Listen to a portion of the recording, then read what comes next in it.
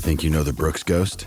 Think again. Introducing the all-new, better-than-ever Ghost 16. Now with nitrogen-infused cushioning for lightweight, supreme softness that feels good every step, every street, every single day. So go ahead, take your daily joyride in the all-new nitrogen-infused Ghost 16. It'll turn your everyday miles into everyday endorphins. Let's run there.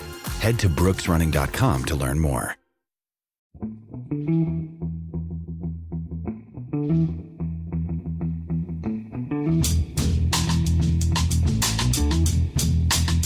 Hello and welcome to The Price of Football, the show that looks at the money behind the beautiful game of me, Kevin Day, and Liverpool University's Kieran Maguire.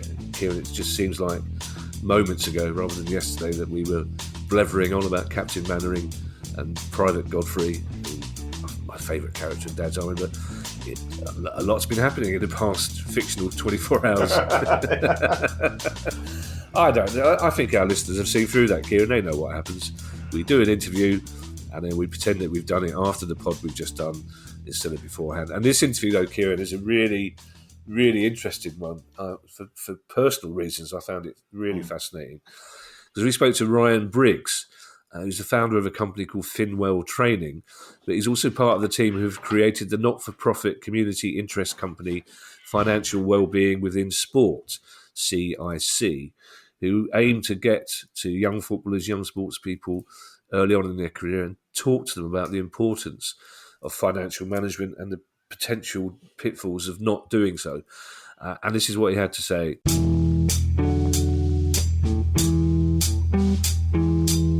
Ryan, thank you so much for joining us this morning. It's a real pleasure to talk to you. Slightly distracted by that rather handsome-looking West Ham shirt behind you there, but I'm sure we'll come on to that. And we'll come on to financial wellbeing within sport in a moment. But just tell us a little bit about yourself first, Ryan, about your playing career, who you played with. I think I've already given away who you played for, and then what you did after football. Yeah, sure. Pleasure to be here, Kevin. Thanks for having me.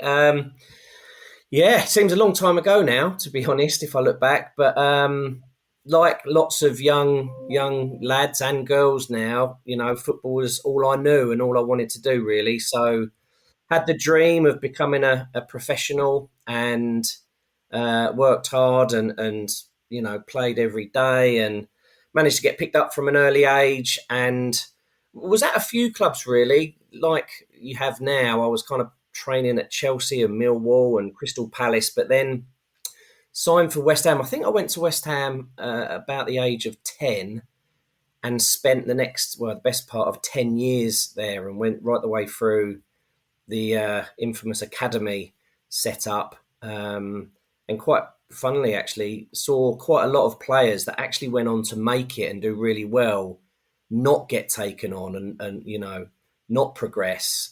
But yeah, myself managed to sign on as a schoolboy at 14, YTS forms at 16, had some success with the team that we had, the youth team, which I'm sure we'll talk about, from 16 to 18, and then was lucky enough to sign professional at that age, really. So I had a brilliant time. I always say to people that are interested, and I only do say to them if they do ask, just so you know, that I'd do it all again. I'd do it all again. If I could do it again and know that it wasn't going to work out, I still would, because I think some of the memories and experiences and lessons that you learn stay with you and can transfer into the real world, that I like to call it.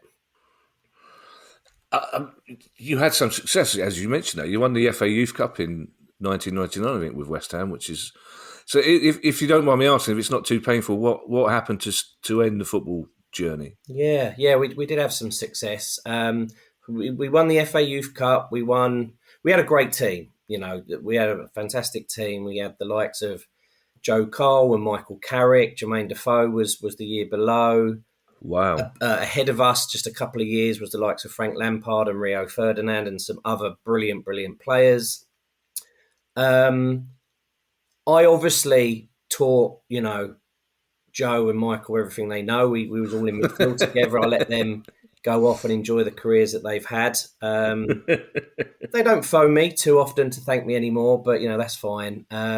But yeah, what happened? I mean, injury played a big part, but if I'm perfectly honest, I think too many people just blame injury. I did, unfortunately, not play in that FA Youth Cup final. Played in all the rounds before, up to I think it was the quarter final, and then got a bad injury to my medial ligament.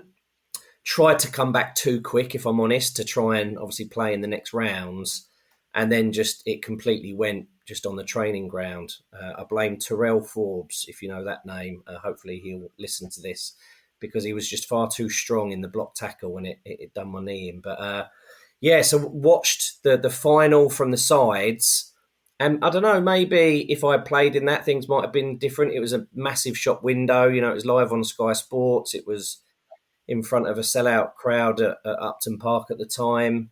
I believe that's where Alex Ferguson first saw Michael Carrick play, and in that game, and everyone knew Joe Cole and who he was anyway, because he was just incredible. But yeah, so I had the injury, but I still got a professional contract, you know, and had a chance. And for me personally, if I look back, I'll be honest and say the competition was really, really high. I remember going in and having the dreaded chat. Harry Redknapp was the manager at the time, and he was the one that gave me my professional contract, but also the one that didn't renew it. And I remember him vividly now saying, you know, there's just too many players ahead of you that are going to play in the first team or even challenge for places. And again, if I look even deeper than that, I think there was a belief issue, you know, and I talk a lot about this with the work that I do now, and, you know, confidence and well-being and all sorts of things. But I had huge amounts of confidence when I was a kid growing up, you know, the most confident player. And I think as you get nearer and nearer to maybe it becoming a reality, that kicks in, and to get to the highest level, you've got to be able to deal with that. You know, you've got to have the mental and the resilient side to be able to go out and prove yourself at the highest level. So, yeah, I stopped playing. I didn't have my contract renewed. I started to play other teams, trying to get a contract. Won't bore you with the sob story. It's so similar for so many people, but played at all different levels after that. Slippery slope down the leagues as I was getting older, but enjoyed a really great semi-professional career at various levels, and again, wouldn't change that for the world either. I mean, if things have been different, that could be you standing on the touchline for BT Sport looking slightly baffled at half time. It could, yeah, rather than Joe. Yeah, he's done well. So tell us about financial wellbeing within sport, and what its overall mission is, because I think this is going to lead us on to other issues, to be perfectly honest, because I want to come back later on to how you know, financial wellbeing is one thing, but I think that's going to lead to talk about mental health as well, because I'm intrigued to learn what happened to you when you knew your football career was not going to progress as much as it was. So, well, let's concentrate on the financial aspect first. So, why did you come up with the idea of financial wellbeing within sport, and why were you qualified to do so? Well, I think so. After kind of West Ham finished and realised realistically that I was going to be able to enjoy a career as a semi-professional player and get a real job in the real world, I had various different jobs and roles and career paths, but then got into financial services around 2010, 2011. And it was actually, my dad was a financial advisor, and he regularly sort of said, you know, you should look at this, you look at doing your exams, because you could use it as a way of still working in sport. And I didn't want to listen to my dad, but it was actually Michael Carrick who said, well, look, if you are interested in this, I'll introduce you to my financial advisor that he had his whole career, and you can meet him and have a chat with him and just see what you think. So it was that experience really that made me think. I didn't fall in love with financial services by any stretch of the imagination, but it was a way for me to maybe still work in sport and particularly football. So did all my exams. 2013 became qualified as an advisor, and then did that for a little while and started. I had some experience working with some professional clubs with a company at the time. It was when auto enrolment was coming out, so lots of football clubs, like lots of companies, were implementing kind of pension schemes, mandatory pension schemes for people to pay into. So I had some great experience working with the likes of Tottenham and Crystal Palace and different football clubs and rugby clubs. So then went down that path, started to work with a few players, worked with some lower level players, non-league players and sort of in the low divisions, and enjoyed that. And then I moved to different firms, had experience with some of the biggest wealth management companies in the country. And I found myself being more drawn towards the education side and kind of the explaining the basics to people that we don't learn at school. And I enjoyed elements of the financial advice side and the wealth management, but really, just helping people that are already quite well off get even more well off or save even more tax wasn't really doing it. And was invited into a company about 9 years ago called Softcat, who are a leading company, and they had a wellbeing week, which a lot of companies had. And they had various people come in and they gave me the opportunity to have free reign to design and deliver training workshops for their employees. And I loved that. I loved it, creating something from nothing, designing, interactive and engaging training really in a group setting and then on a one-to-one basis. At the time, I was an advisor, so it was a way for me to meet new people and potential clients, which was great. But it was that point that I realised this was really needed in the workplace. They didn't pay me, just a disclaimer, they didn't pay me, but they covered all the expenses. They, travelled me around all their different offices around the UK. So it was a brilliant experience and I did get clients out of it. So that was brilliant. But it just sowed the seed, I think, that this was going to be needed at some point. And then the world went crazy, right? We had the COVID and the pandemic and the lockdown trilogy and all that sort of thing. Got through that. Mental health and awareness, which we'll come on to, was progressing at a great rate. The importance of that within organisations, I think, for people was really, going great guns. And then the cost of living crisis. So at the company I was at the time, they had quite a focus on financial education at the workplace. So I saw that as an opportunity to really get involved with that and learn as much as I can and explore how that's done and what companies want and need. So I actually launched a lot of what I do now at the previous company. And I think just the timing was right or wrong, whatever way you want to look at it. It was a challenging time for lots of companies and still is, and lots of people.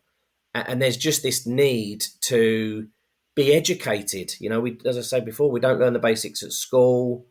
Not most of us probably learn from a parent if we're lucky, or just life and our own mistakes. And those mistakes can be quite costly actually and have a significant impact if they go the wrong way. So yeah, leading on to Finwell, the demand was there. There was such a demand. It just grew and grew. It made sense for me to offer a dedicated training service to companies and their teams. If I'm honest, every company that I worked with suggested that we make sure we separate the training and the education and the guidance and the support from any type of selling, any type of products, any type of commissions, anything like that. We was purely a training company, and that's what we've done. So we're now 2 years on. Fast forward to your question actually about financial wellbeing within sport. I started to work less and less within sport, if I'm honest, and obviously had to focus on working with companies, but always had a desire to try and go back to sport and make a difference in sport. I knew the huge sort of need for it, because of my own personal experiences and having seen players from a young age, the likes of Joe and Michael and others, some do very, very well with their career and some not so well, but that not always translating with their financial well-being, it not correlating, exactly the same. It doesn't mean just because you've got access to money or money in the bank or good and potential that your financial well-being is going to be the same, sometimes quite the opposite.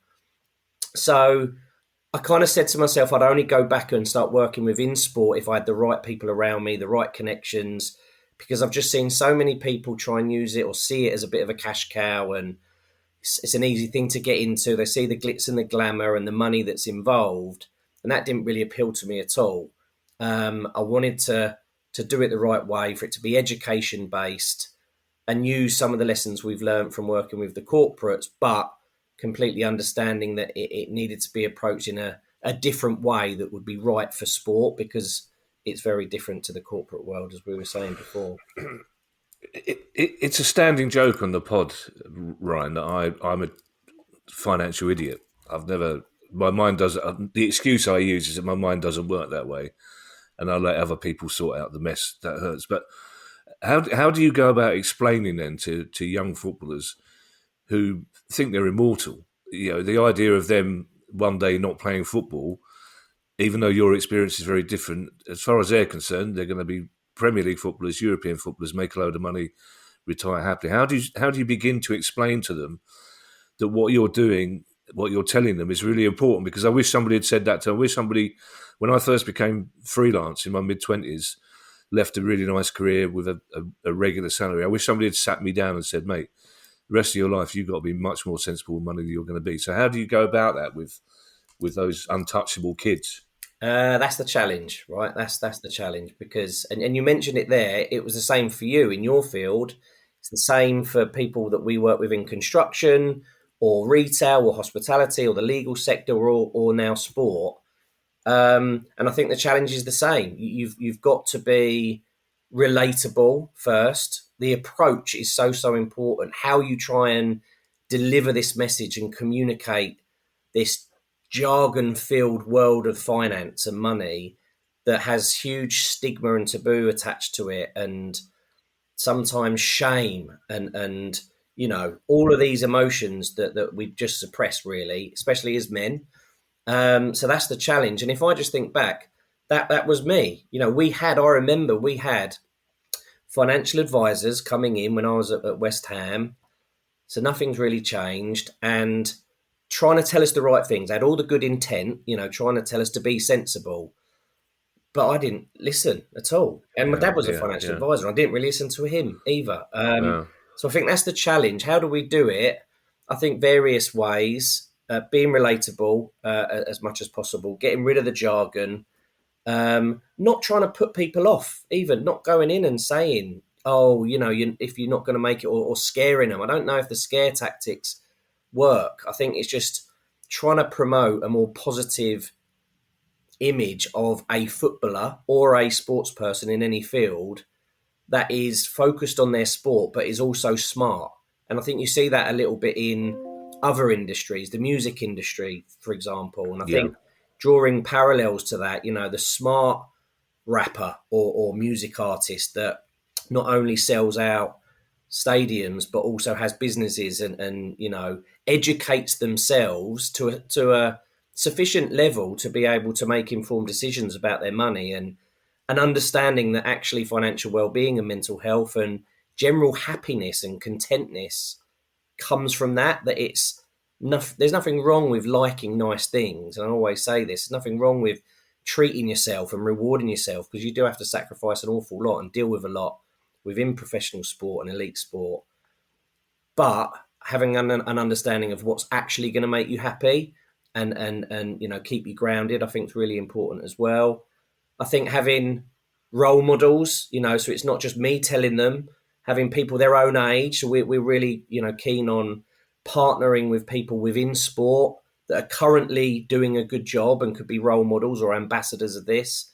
People that perhaps have finished sport or towards the end of their careers that have lessons to share, good and bad, and people just finding, we always find this with the work we do with companies, that there's kind of like the moment when the penny drops, and that could be the first session that we ever do with someone or a group, or it could be further down the line and they just see an article or a little podcast. This podcast might be the penny dropping moment for someone, who knows? So it's I think offering lots of different types of support. We live in a world of social media now, maybe it's having little clips on there that is just that trigger that they then start to go on their own journey to empower themselves to hopefully improve things. So in a roundabout way, Kevin, it's really hard, but we've got to try and look at lots of different ways to connect with people at their level, whether they're very experienced or not very experienced when it comes to money, and look at it on an ongoing basis. This doesn't happen overnight, like any learning.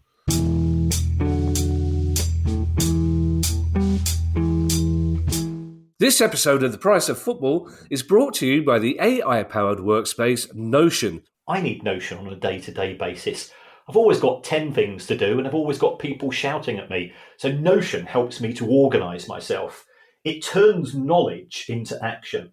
From summarising meeting notes and automatically generating action items to getting answers to any question in seconds. If you can think it, you can make it.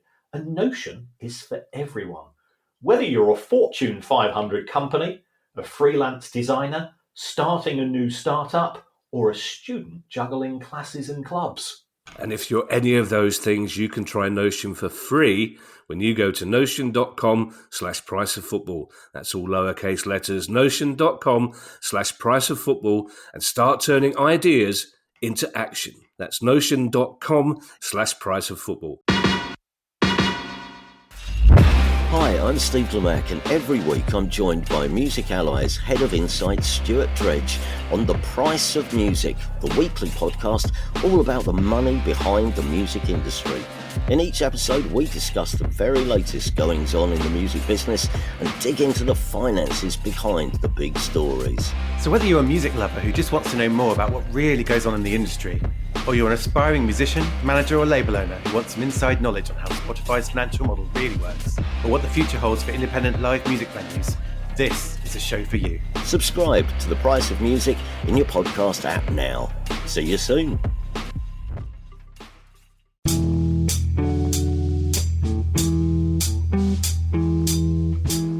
I suppose as well, one of the problems from your point of view, and it's why you need to exist, and it's why Kieran and I are both so excited to learn that you're doing this for players, is that when it comes to role models, you've probably got as many negative role models to show people as you have positive ones, because we all know, and people within the game will know names that I won't mention now, who have gone bankrupt, who have gambling issues, who just not good with money. And like you say, you don't want to scare them, but sometimes it must be easy to say, well, look at him, you don't want that to happen to you, because they would just go, well, yeah, but he's an old man, that won't happen to me.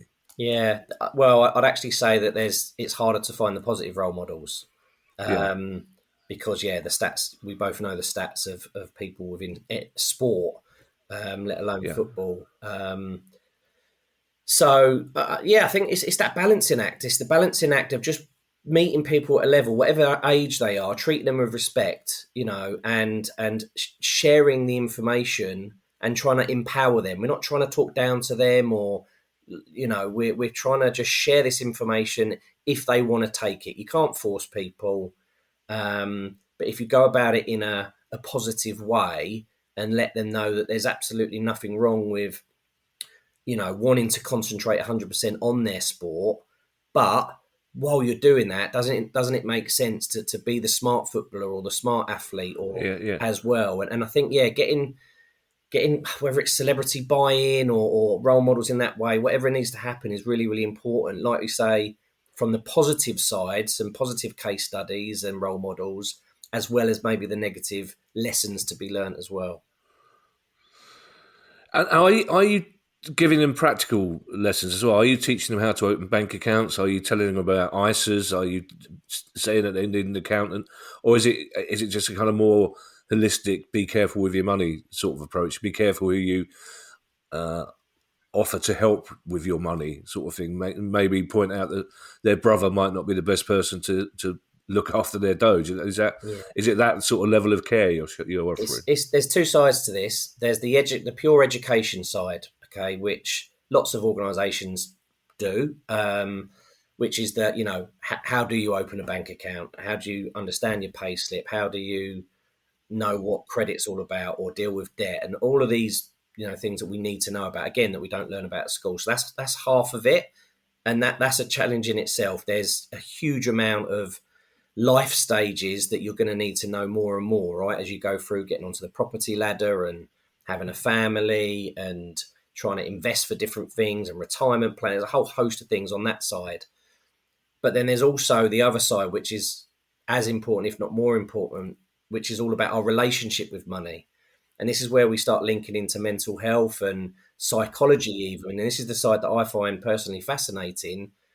I don't know if you know this. I'll give you a chance to have a guess. But do you know there's a certain age by which our relationship we've all got a relationship with money, right? Some are healthier than others and it changes throughout time. But there's a certain age that our relationship with money is ingrained in us by. Any ideas what age? There was, research done by universities, Cambridge University. Any ideas of what that age might have been? I'd guess mid-20s. No, a lot younger. A lot of people think that. A lot of people think, maybe 18 as you kind of approach adulthood and things like that. It's actually 7. The age of 7. Yeah, the age of 7. I've got a 7-year-old son, and it's incredible to think. And this is not your relationship with money is in starts by the age of 7. It's ingrained by the age of 7. You can look this up. We can't take credit for this stat. And that's down to various things, right? And that links massively. If you think about sport and particularly football, why is that? Well, as you grow up, you're very conscious if you've got access to money or not, right? The typical demographic for footballers we know come from challenging backgrounds, challenging areas.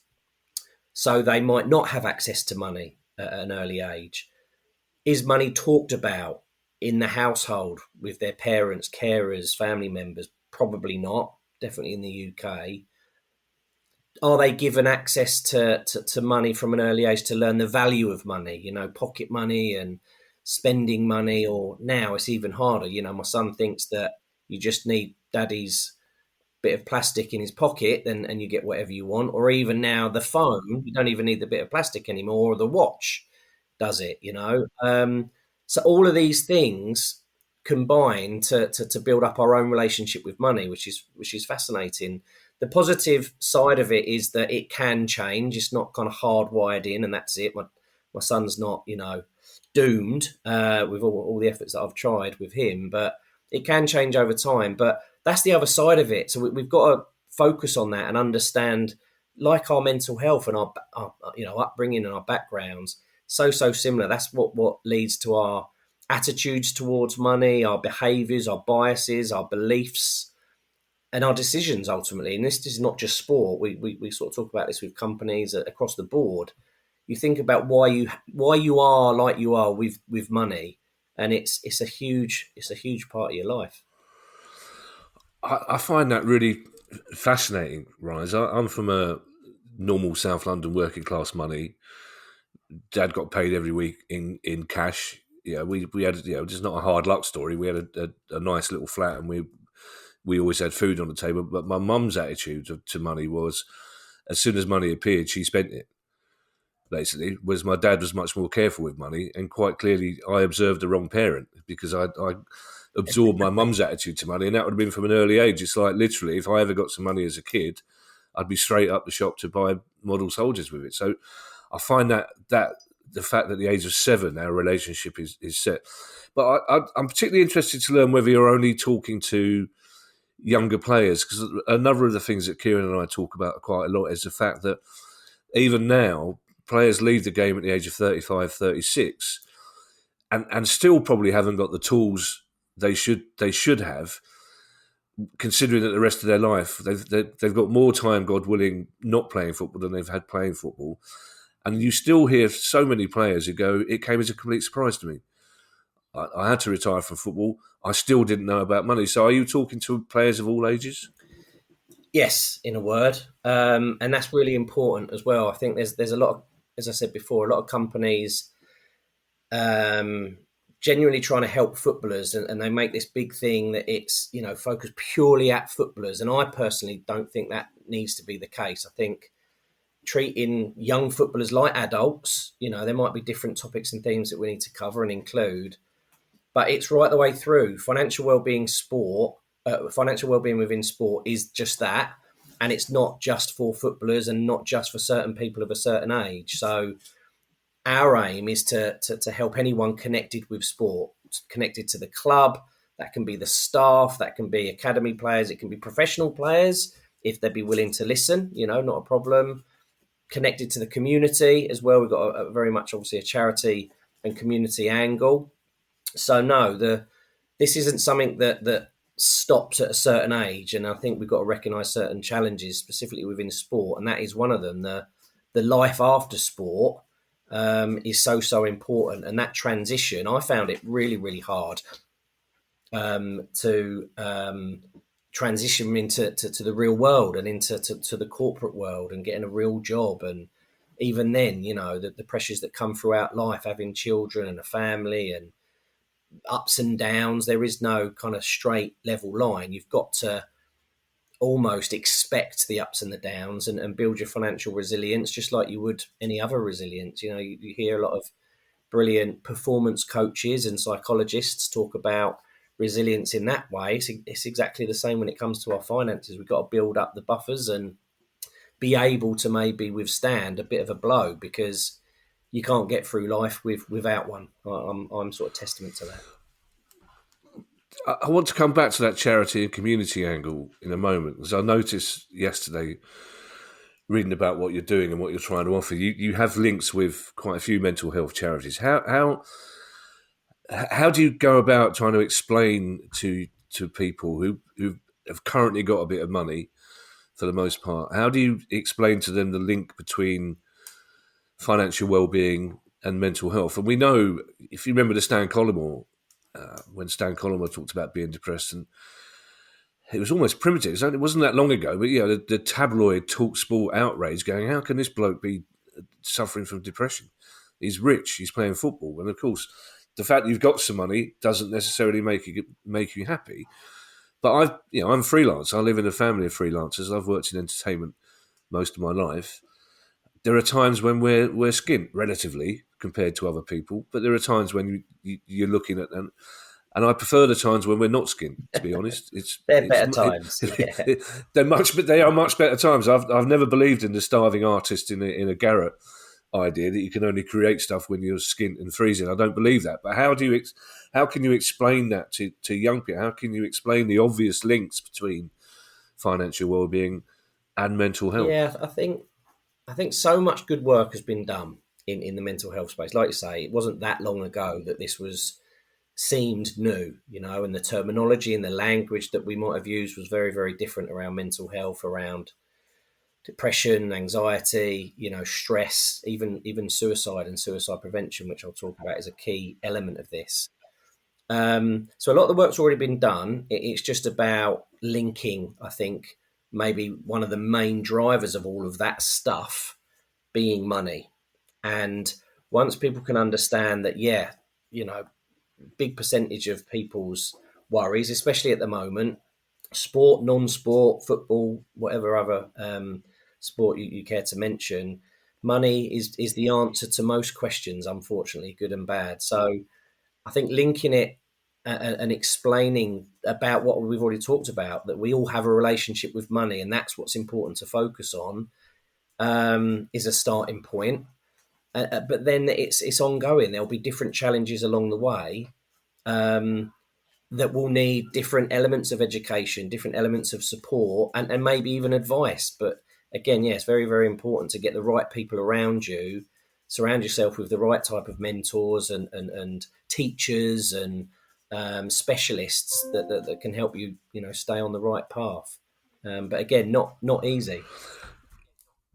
It's not easy. Well, it's not easy as well, because for every mentor, there's somebody who's after your money, essentially. So are you trying to find ways to explain to people that some of your popularity may come from the fact that you've got a lot of money at the moment and you can provide tickets for games? Are you finding a way to say, look out, make sure you're very careful about the people you give access to your money to? That's another tricky side, and one that I was quite careful of. From when I was playing, there were still the stories that you hear now, the terrible stories of people, losing money and whatever.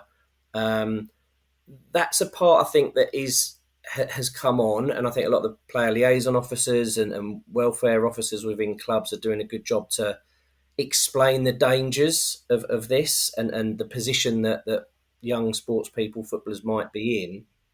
We've got a workshop, a particular workshop that we developed for corporates, but that we're going to, look to incorporate within the sporting world, purely on that, around money dangers, scams, online, offline,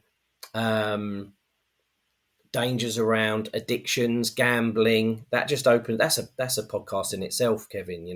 But yeah, there is so many ways that a professional athlete can go off track, so to speak. And I think, having more awareness around these, and it's all about talking about them, though, right? We talk about mental health. The similarities between financial well-being and mental health are incredible. The challenges and the potential solutions. And it all starts with talking about this, getting some of these sensitive areas, topics and themes on the table with leadership buy-in at these clubs or the companies, whatever the case might be, and not being scared to open up what they might think is a potential can of worms. That's step one. And then that creates, we talk a lot in the corporate world about creating a psychologically safe space so that people, one, can understand this is affecting everyone. In the corporate world, it's not just the lower paid employees that suffer with financial well-being. Absolutely not. You'd be surprised. We've seen people right the way through, from graduates to directors and owners of business, that have different income levels, different money in the bank, but their financial well-being and relationship with money is all over the place. So, there's lots of different stages of life and elements that you could go into when the time's right. And again, that was the biggest challenge for us, was understanding what all these life points were and putting a program together to address each of them. You mentioned the community angle of Finwell. Can you elaborate a little bit on that? Yeah, so Financial Wellbeing Within Sport is a not-for-profit community interest company. And the reason we did that was because we wanted to do some good, pretty much. And some of the people that I was introduced to almost 5 years ago that were the right people to kind of start to put this together also had links with various foundations, sort of player foundations and key, influential and established ex-players now. So we wanted to always do what we could to give back. Some of the partners that we work with through Street Soccer Foundation, that is an organisation that is set up as a charity to help the community side of football clubs. As it went on, when I set up Finwell, quite early on, I was introduced to an incredible lady called Alice Hendy. And the initial connection was through the West Ham link. She was a West Ham fan, or is a West Ham fan, and her personal story is very sad. She used to go to West Ham with her brother Josh to what was Upton Park, and unfortunately Josh took his own life at the age of 21, her only sibling, her brother. And I learned about her and her story, and from then on realised we needed to work together, we needed to collaborate. There was too many connections. I believe in fate and all that kind of stuff. So we started to talk and wonder how we could combine financial well-being and money, because unfortunately when she looked into it, and she won't mind me saying, she found searches on phones and other devices, around this suicide ideation, and also problems with money and the fact that he had, applied for so many loans in the lead up to that and wasn't in a good place financially. So she believes it had a huge impact and possibly even an influence on his decisions. But there was a definite link there, and we realised that might be one end of the spectrum and the rather sad end, but that we needed to combine this. Then we realised the mental health side and all the great work an organisation called Mental Health First Aid England does around training and raising awareness and how to support people.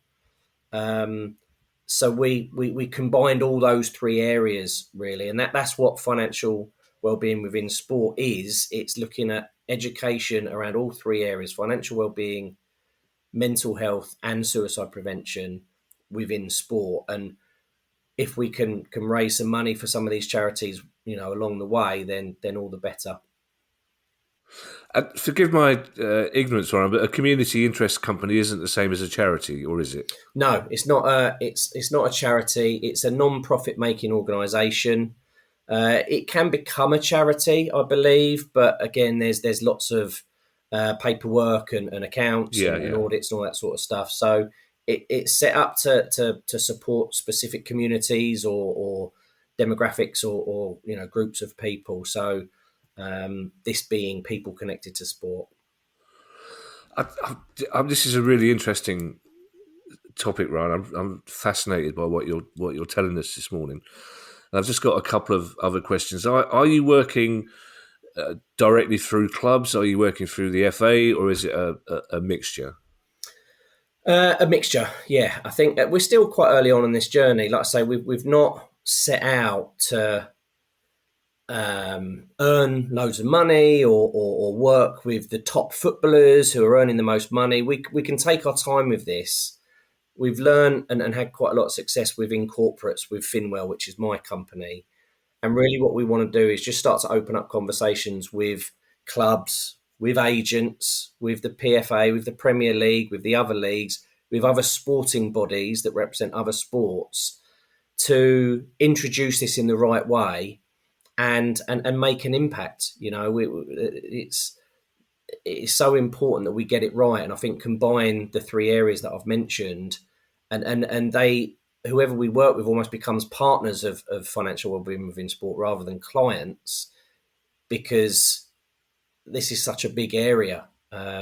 We have, just to let you know, I mean, we've again, I said before, I only wanted to get involved with this if we had the right people around the table. So we've got fantastic links with clubs and players, and we've got the right people. It's just opening the doors and having the right conversations. We did our first delivery of a workshop training with a group of athletes that are hopeful to go on to the Olympics in Paris and be successful there. So we've already started. The wheels are in motion. We had some brilliant success, brilliant feedback with that group. And now it's just a case of having the right conversations with the right people and getting some good case studies, getting some good testimonials, seeing it work, and then trying to scale it across different sports. Well, I mean, the clubs, agents, the PFA, the FA, all those people you mentioned should be looking to partner with you, because even if you only consider players as employees, they should still be making to want their employees happier than they are now. And having some knowledge about finances is going to make them happier than they are now. My final question, Ryan, is probably a bigger one than I normally like to end with. But you mentioned talking to young people about topics and themes. I mean, this is a terrible world for the young people. I mean, the pressure young people are under just in general. So do you think we should be teaching young sports people more about life in general, not just giving them the tools to look after their money, but giving them the tools to look after their emotions, to look after all sorts of things, to be more sympathetic, to maybe put the phone down every now and again? Because it still seems to me I don't think we do enough for players who leave the game at the moment, and we certainly still don't do. There are clubs like, Steve Parish has done a brilliant job with trying to help the 16, 17 and 18-year-olds who are shown the door in a polite way, but it still occurs to me we could do so much more to support young people in life at the moment. Absolutely, 100%. I think lots of good stuff is being done, but like all of these things, so much more could be done. And I think we're probably at the stage with financial well-being and relationships with money that we were maybe 5, even 10 years ago, believe it or not, with mental health, not maybe within sport. So, yeah, we need to support the younger generations. They're growing up in a different world. We were talking about this the other day, looking at the different generations and what they've experienced, what we're going through now with interest rates rising. We were used to lower interest rates for quite a time. And that they all they know is knowing, even if they are aware of it, they don't know anything about that. All they know is screens now. Remember when we was growing up, there was no internet. And there can sometimes be a conflict between our generation and what we know and what we lived with and what we experienced. And sometimes even a kind of, argument of, well, we've got it easy, or you've got it easy, or you don't realise how hard it was for us. Or I think that just needs to go out the window. We need to understand, well, what are the challenges and what can we put in place? How can we be empathetic and listen rather than preaching and support these people? Because it's not any easier. It's no easier to be a footballer or a sportsman. It's definitely not easier. The distractions and the dangers and the challenges are there. And I think we need to be creative with ways of connecting and communicating with younger talent, But again, I go back to the fact that it's not just footballers. This is a thing that we're trying to do within sport, and it can be anyone connected to that club. So there should be a moral compass really for clubs, organisations, sports employers as well, to help everyone connected to them. And you talked just quickly there to finish on about the need for supporting players that leave that club or that don't go on. Vitally important. And that's obviously personal experience I can draw from. So much more can be done. That's what this is about. This is not about just educating the next Wayne Rooney or whoever. This is about educating people in sport that might go on and have a brilliant career, and what they need to learn might be different to someone that leaves their sport and has to deal with the real world, shall we say. If this was around when I was playing, it would have helped me massively. But you've got to look at that holistic approach to people within sport, I think, not just young footballers or, certain types of sports people. Are you confident, though, that if this was around when you were young, that even with your dad being a financial advisor, you would have listened? Would 16-year-old Ryan Briggs have sat down and thought, this is knowledge I need to take, or would you have been going, yeah, fine, mate, I need to kick a ball about with Joe Cole out here? Probably, if let's be honest, I probably wouldn't have listened immediately. No, this is no silver bullet. This is not like a magic act that you're going to go in and everyone's going to suddenly listen. I've done talks in schools and people haven't listened, and you can't get disheartened. You just got to persevere with this. Yeah. But what I am confident about, that over time, by offering different types of support, whether it's group workshops, online workshops, in-person training, one-to-one support, leadership training, whatever, that penny dropping moment will happen. Not for everyone. You're never gonna help everyone, but I'm confident that if this is available over the next 5 years, we'll start to see some much better results and the impact being seen. Ryan, it's been a pleasure to talk to you this morning. I think we both agree that what you're doing is very important. And I think the way you're doing it is the right way to do it. So hopefully we can get you back on in 6 months' time, a year's time, to talk about progress that you're making and clubs that you're at. Absolutely. Thank you so much. Thanks for having me, Kevin.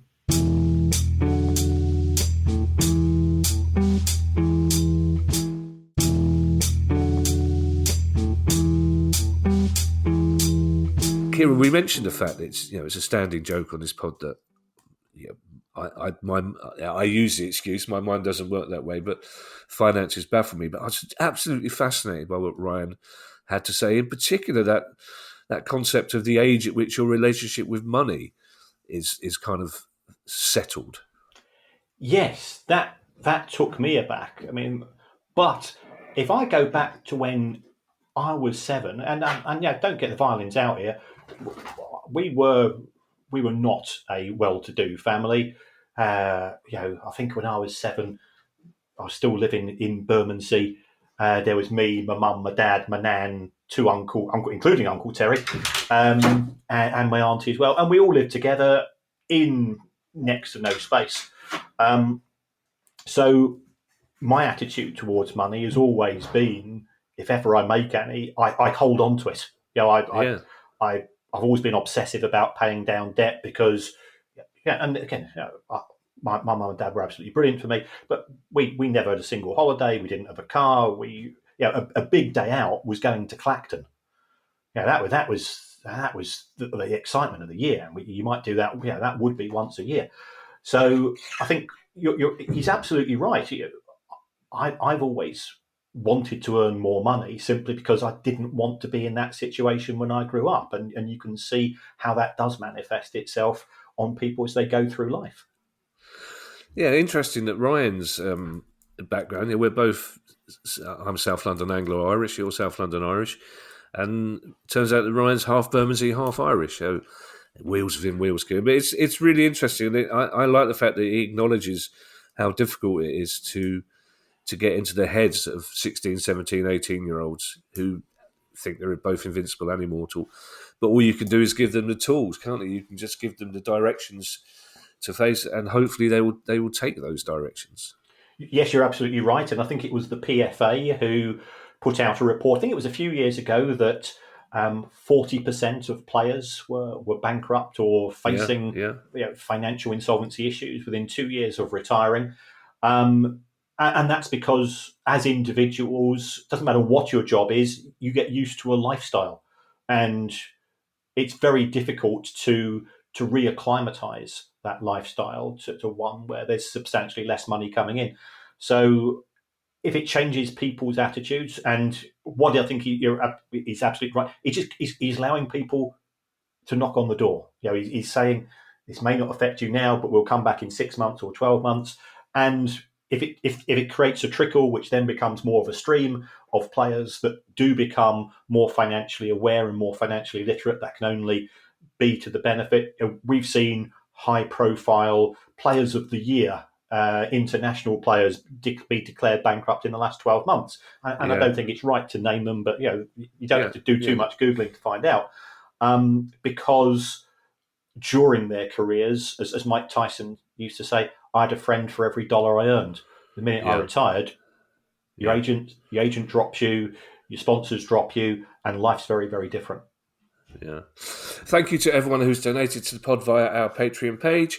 If you'd like to make a small monthly contribution to the pod as well, it'd be very kind of you, and that'll get you access to our chat community and our regular quizzes. You can do that by going to patreon.com/priceforfootball, and our next quiz is 7:30 on Wednesday, the 6th of June, coming up next week. Looking forward to seeing you there. If you have a question you'd like answered on the show, email us at questions@priceforfootball.com. And don't forget, you can follow us on Twitter/X. And you can find us on YouTube as well. We have a YouTube channel. And if you'd like to buy our book or one of our other books or get yourself a Price of Football t-shirt, you can go to the same website, priceoffootball.com. Bye, everybody. Bye. The Price of Football.